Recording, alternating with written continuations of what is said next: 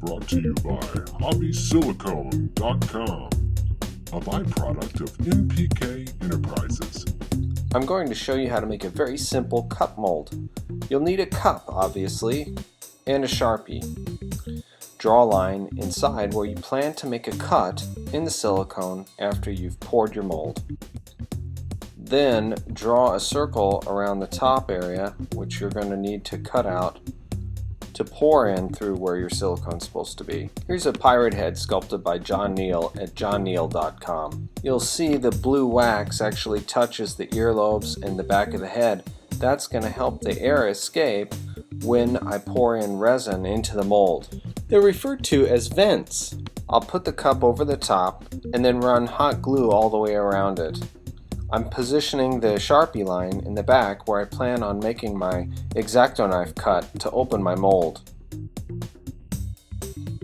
Besides the top quality silicone, the thing I like is that Hobby Silicone sells smaller versions for the hobbyists, such as this 2-pound kit and this 10-pound kit. You can buy just what you need to get your job done.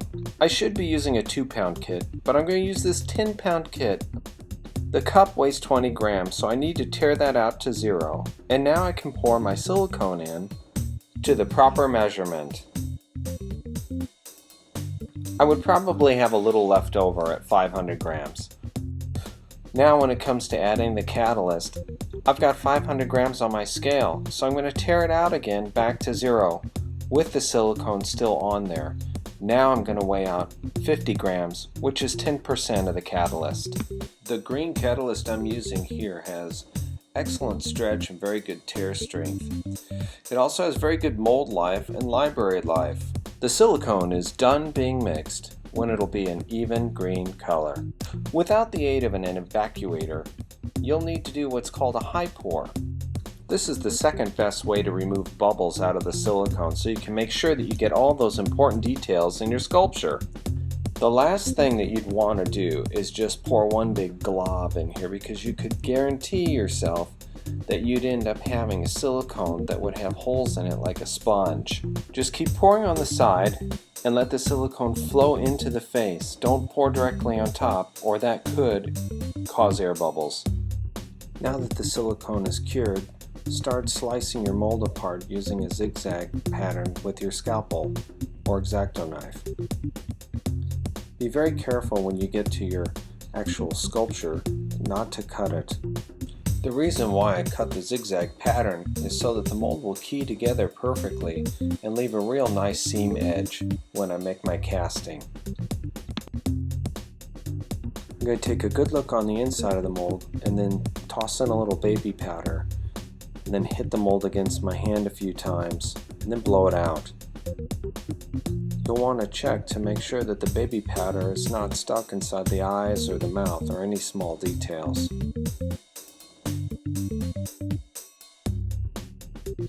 Now it's time to start our casting process. You'll need a box of tongue depressors and small cups, and some baby powder, and let's not forget the latex gloves. I'm using a very inexpensive kit of MPK 70 2-pound casting resin. Here's my mold. Put 2 cups out. Take part A, seen here, of the MPK 70 casting resin. Pour part A into the first cup. Then pour an equal amount of component B into the second cup. It's so easy. Even a kid can do it. I don't like to leave uncatalyzed resin in either cup, so what I do is I mix them both into each cup to make sure that both sides are activated. I also wanted to mention that this resin is odorless. As I'm pouring the MPK 70 resin, the air is escaping out those small holes that you see. So the little parts like the earlobes and the back of the head will remain intact. You can purchase the casting resin with either a 5-minute or 10-minute gel time.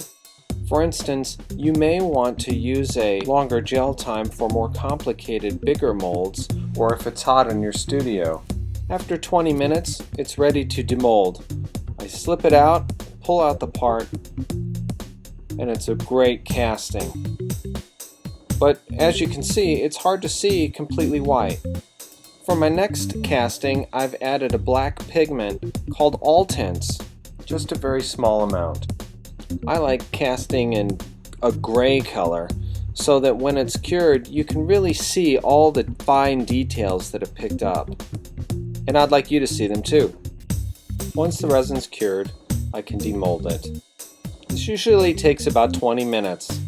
Unless it's a little hotter, then it might be 10, but 20 is a good standard. You probably wondered why I had such a big pour spout.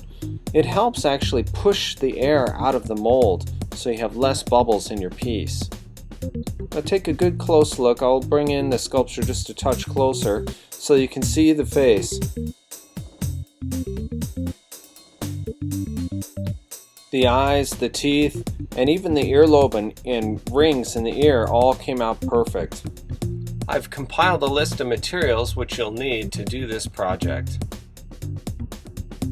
Order today.